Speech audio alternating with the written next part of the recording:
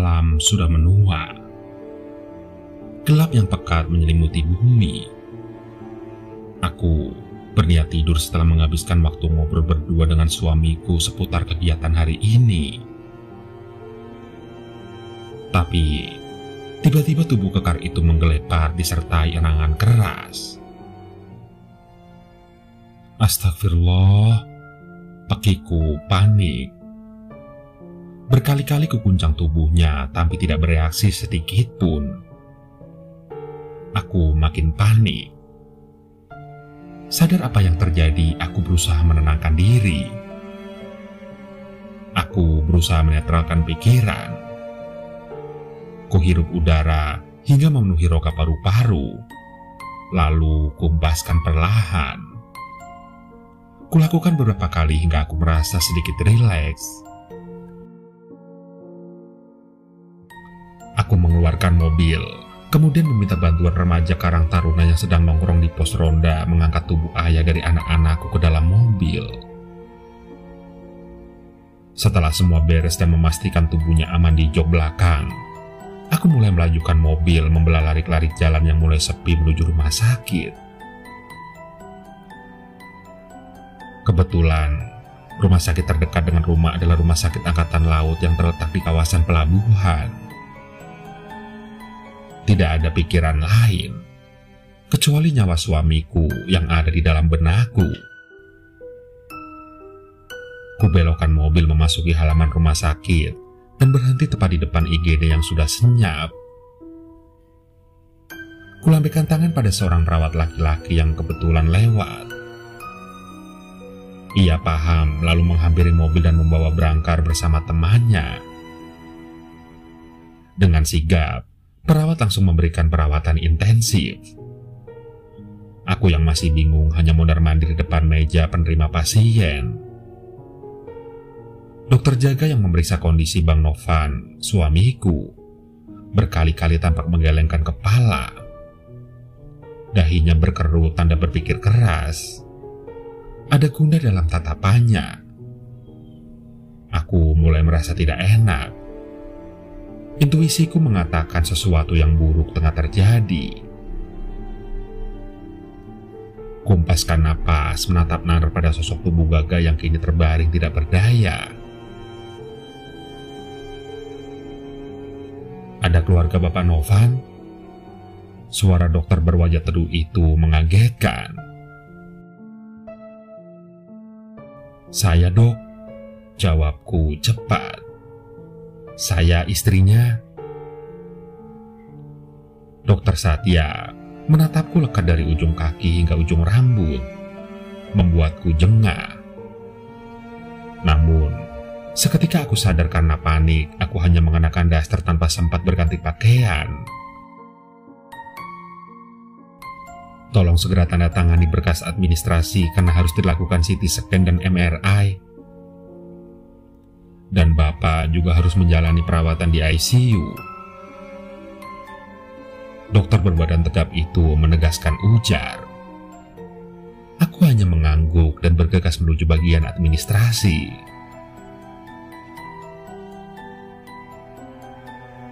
Waktu telah menunjukkan pukul 11:30 malam.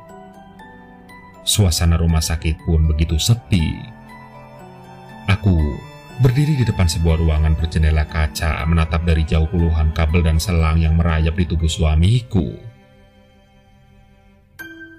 Angka pada layar kecil berukuran 15 inci berkisar di ritme 40-50 kali per menit. Bahkan detak jantungnya mulai tidak beraturan. Aku bergeming perih dengan berbagai kecambuk di pikiran. Cemas, bingung, takut, dan sesal beradu memporakan akal. Menciutkan harap pada realita yang makin menyakitkan. Udara dingin menerobos celah daster tipis yang kukenakan. Aku pun duduk di kursi panjang, mencoba untuk tidur barang beberapa menit untuk menenangkan pikiran. Tapi, meski berusaha untuk memejamkan mata, tetap saja terjaga, lantaran masih shock dengan kejadian yang tiba-tiba. bangkit. Memutuskan untuk membeli segelas kopi atau coklat panas guna menghilangkan rasa bosan menunggu kantuk yang tak kunjung tiba. Seorang perawat yang kebetulan ketemui di salah satu selasar rumah sakit menjadi tempatku bertanya di mana lokasi kantin. Namun, alih-alih mendapat petunjuk, penjelasan perawat itu malah membuatku bingung. Akhirnya aku putuskan untuk menggunakan insting demi mendapatkan segelas minuman hangat pengusir resah.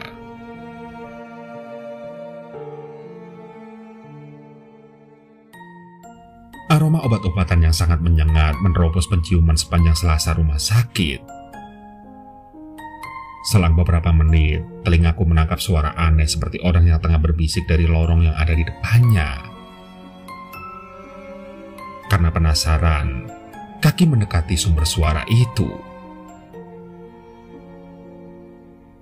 Aneh, suara itu berasal dari bangsal. Dan ketika aku memasuki ruangan yang cukup luas itu, suara aneh justru menghilang. Kuedarkan pandangan ke sekeliling ruangan yang tampak sangat berantakan. Mata ini tertuju pada sebuah meja yang terletak di sudut ruangan. Kondisi bangsal yang minim cahaya membuatku harus sedikit memincingkan mata guna mendapatkan penglihatan yang fokus. Tiba-tiba, mataku tertumbuk basah sepotong kepala wanita berambut panjang tergeletak di atas meja. Aku mundur terkejut. Jantungku berdetak kencang. Keringat membasahi tubuh meski AC di ruangan itu sangat dingin. Leherku tercekat ketika wajah dari wanita itu tampak tersenyum dengan tatapan tajam ke arahku sambil tertawa cekikikan. Sontak aku memaki kaget dan seluruh tubuh lemas bagi dilolosi tulangnya. Bergegas aku meninggalkan ruangan.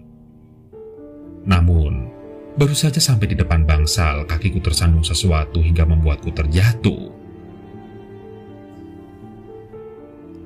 Sambil berusaha berdiri, aku mencari tahu apa yang membuatku tersandung. Tubuhku mengejang. Seluruh badan bergetar dan mulut ini hanya mampu menganga mendapati tubuh seorang pria yang tidak memiliki kaki dan tangan tepat di hadapanku. Rasa ngeri benar-benar menguasai pikiran. Pria itu menatapku dengan tatapan kosong tanpa ekspresi apapun. Dengan sisa tenaga, aku bergegas lari meninggalkan bangsal hingga tak sengaja menabrak satpam yang tengah bertugas pada malam itu. "Ibu gak apa-apa?" tanya satpam itu kaget. Aku cuma mematung dengan napas yang tersengal. "Mari ikut saya, Bu," ajaknya. Satpam itu memberi kode agar aku mengikuti. Aku menatapnya sekilas, memastikan kakinya menginjak tanah. Setelah kulihat satpam itu berjalan mendahului dengan langkah tegap, aku menghela napas panjang, lalu mengekor di belakang. "Silahkan, Bu," ujar satpam itu sambil menyodorkan segelas air mineral ketika kami sudah tiba di pos. Aku yang masih gemetar ketakutan hanya bergeming. Mungkin bukan cuma wajahku yang pucat, tapi bibirku juga terasa membeku. Satpam bernama Wira itu membiarkanku sesaat sampai aku bisa menguasai rasa takut. Perlahan kutukuk air dalam gelas plastik kemasan. Dingin dan segar mengalir di tenggorokan, membuatku sedikit tenang. "Terima kasih, Pak," ucapku setelah benar-benar merasa tenang. "Ibu tadi dari mana?" tanya Wira. "Saya mau ke kantin, Pak," ucapku malu. "Tapi saya tersesat dan bertemu makhluk mengerikan." Satpam itu mendengar ceritaku sambil sesekali mengerutkan kening, lalu manggut-manggut, mengisap rokok dalam-dalam dan mengembuskan asapnya membentuk bulatan-bulatan di udara. Jadi ruangan itu bekas instalasi bedah umum dan sudah lama tidak digunakan, kata Wira membuka cerita. Konon, ruangan tersebut dikenal dengan nama kamar mayat. Juga menjadi salah satu ruangan yang paling ditakuti siapapun yang berkunjung ke rumah sakit. Katanya juga, mayat-mayat yang ada di ruang sering mengusik hingga membuat bulu kuduk siapapun berdiri. Imbuhnya. Aku mendengar dengan antusias. Mungkin karena bersama orang lain, aku berhasil menyingkirkan rasa takut. Satpam muda itu juga menceritakan tempat itu memang sangat angker dan sering ada penampakan hantu berupa potongan tubuh manusia. Pak, boleh saya minta tolong? Kataku akhirnya. Tak mau mengambil resiko tersesat lagi dan bertemu hal-hal yang menakutkan. Tolong antar saya ke ICU. Siapa yang sakit, Bu? Suami saya. Jawabku singkat. Wira bergegas berdiri dan melangkah menuju ruangan yang kusebut. Aku hanya patuh mengekor di belakang dengan segala was-was. Di depan ruangan dengan kaca besar, aku berdiri dengan pandang nanar. Mata ini membasah. Angka di pasien monitor belum berubah, bahkan semakin menurun. Suaminya sakit apa, Bu? Wira bertanya hati-hati. Herniasi otak. Lirih ku jawab. Ada yang mengiris peri. Penyakit mematikan yang disebabkan oleh aneurisma otak. Pecahnya pembuluh darah batang otak. Ibu yang sabar ya, ucapnya setengah berbisik. Ikhlaskan, karena semua pasti akan kembali padanya. Maksudnya, tenggorokanku kian tercekat. Rasa takut kehilangan lebih besar daripada ketakutanku bertemu makhluk-makhluk astral tadi. Setiap manusia pasti akan mati. Doakan yang terbaik untuk suami ibu. Lanjut Wira.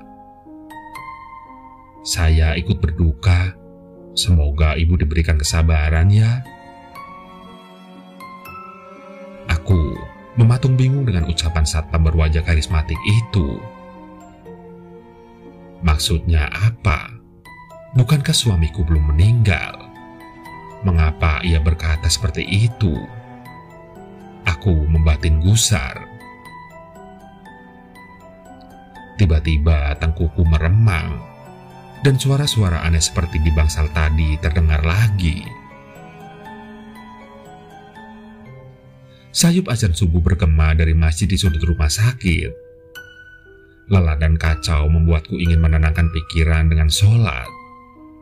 Mengadu pada Sang Halik untuk kesembuhan ayah dari ketiga anakku. Masjid yang besar terasa lengang. Setelah jamaah selesai, beberapa orang yang nampak khusyuk dan larut dalam audiensi khusus dengan sang pemilik jagat semesta.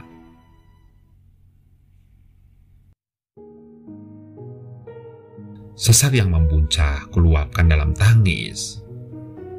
Aku belum siap kehilangan. Aku masih ingin bersamanya. Masih banyak mimpi yang belum tergapai. Masih banyak rencana yang belum tercapai.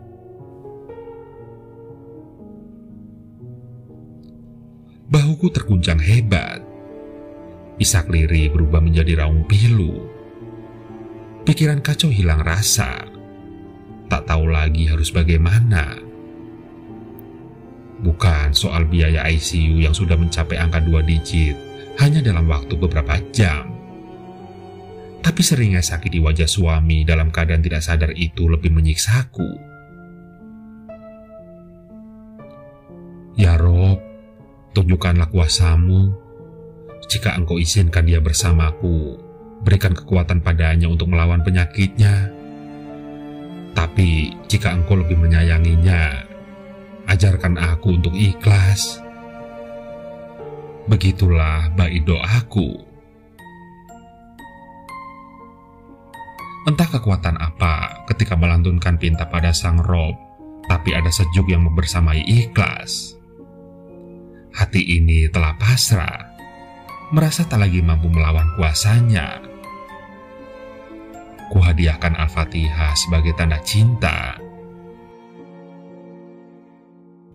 Tiba-tiba, sesuatu yang dingin menyentuh pundakku dan aku pun menoleh dengan mata sebak. Sosok suamiku berdiri menatapku tersenyum, teduh dan hangat. Papa, desisku terkejut. Laki-laki yang telah mendampingiku hampir 15 tahun itu mengangguk. Tatapnya masih sama, penuh cinta. Di bibirnya melengkung senyum. Sorot dari sepasang manik hitamnya seakan mengucap salam perpisahan. Lalu perlahan mundur menjauh, dan beberapa orang di belakangnya seperti telah menunggu. Aku tersentak kaget. Sosok astral yang menakutiku semalam, mereka menggandeng tangan kukuh suamiku, melewati jembatan kayu yang berkesan mistis. Sebelum akhirnya kabut tebal menelan hingga bayangan mereka hilang dari pandangan. Tangisku pun kembali pecah. Seorang perawat tiba-tiba berdiri sampingku menghentikan tangisku. Maaf Bu, mari ikut ke ruangan Bapak, ajaknya lirih. Apa yang terjadi dengan suami saya, Sus? Seketika perasaanku tidak enak. Mari, nanti di sana dokter akan menjelaskan. Perawat itu berkata tegas, tapi aku bisa menangkap sesuatu yang disembunyikan. Lututku mendadak tak mampu menopang bobot tubuhku. Kala kulihat dokter dan petugas medis membongkar semua alat penopang kehidupan dari tubuh suamiku. Tak perlu penjelasan apapun. Aku tahu apa yang telah terjadi. Tubuhku bergetar. Sesungguhnya ia telah mengucapkan salam perpisahan tadi. Hanya aku yang tidak peka. Tak bisa membedakan isyarat kepergiannya, teralihkan ketakutan pada sosok astral yang mengerikan. Selamat jalan suamiku. Terima kasih telah setia mendampingiku selama ini. Semoga surga terindah untukmu.